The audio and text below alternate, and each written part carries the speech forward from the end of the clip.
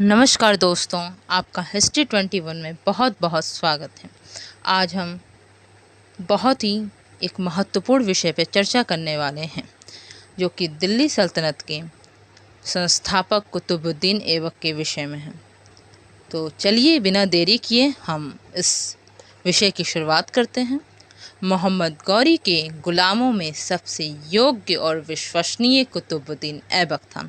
कुतुबुद्दीन ऐबक तुर्क जनजाति का था। ऐबक का अर्थ है चंद्रमा का देवता। कुतुबुद्दीन ऐबक का अर्थ है चंद्रमा का देवता। बचपन में ही दास के रूप में वो निशापुर के बाजार में लाया गया। वहाँ उसे काजी फखरुद्दीन अब्दुल अजीज़ खूफी ने खरीद लिया। कुतुबुद्दीन ऐबक ने कुरान पढ़ना सीख लिया, जिसके कारण वो कुरान का पाठ करने वाला के नाम से भी प्रसिद्ध हुआ। मोहम्मद गौरी की सेवा में आने के बाद कुतुबुद्दीन ऐबक के जीवन में बड़ा परिवर्तन आया। मोहम्मद गौरी ने उसे अमीर आखूर शाही घुड़साल का अधिकारी के पद पर प्रोन्नत कर दिया। ऐबक का राज्याभिषेक 25 जून 1206 को लाहौर में हुआ। उसने लाहौर को अपनी राजधानी बनाई।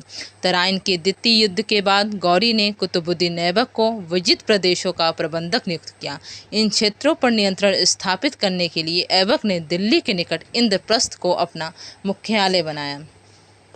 मोहम्मद गौरी के भतीजे ने गयासुद्दीन महमूद ने 1208 में ऐबक को दास मुक्ति पत्र देकर सुल्तान की उपाधि प्रदान की। ऐबक को भारत में तुर्की राज्य का संस्थापक माना जाता है। ऐबक ने कभी सुल्तान की उपाधि धारण नहीं की। उसने केवल मलिक और सिपाह सलार की पदवियां धारण की। अपनी दानशीलता के कारण वो लाखों का दान करने वाला, वो पील बख्त हाथियों का दान देने वाला के नाम से विख्यात था। इसके दरबार में हसन निजामी और फ़ख्र मुदब्बिर जैसे विद्वान रहते थे। इसने कुतुब मीनार का निर्माण कार्य प्रारंभ करवाया। कुतुब मीनार का नाम प्रसिद्ध सूफी संत ख्वाजा कुतुबुद्दीन बख्तियार काकी के नाम पर रखा गया।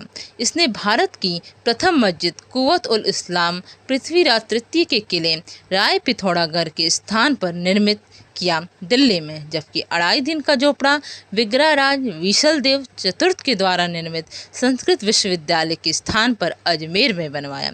1210 में ऐबक चौगान पोलो खेलते समय घोड़े से गिर जाने के कारण ऐबक गंभीर रूप से घायल हो गया, जिसके परिणाम स्वरूप उसकी मृत्यु हो गई। उसकी मृत्यु के पश्चात उसके पुत्र आराम शाह, जो कि 1210 ईस्वी में उसकी उत्तराधिकारी बना, क्योंकि ये उत्तराधिकारी बनने की समस्या अकस्मात उसके मृत्यु के कारण उत्पन्न हो गई थी। तुर्की सरदारों ने स्वयं हल किया और आराम शाह को उसका उत्तराधिकारी नियुक्त किया, लेकिन कुछ तुर्की सरदार इसके विरुद्ध थे, क्योंकि वो चाहते थे कि आराम शाह के स्थान पे इल्तुतमिश जो हैं वो सुल्तान बने।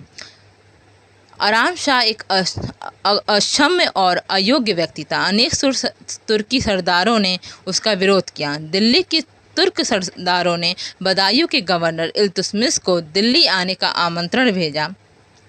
इल्तुतमिश शीघ्र ही दिल्ली पहुंच आया।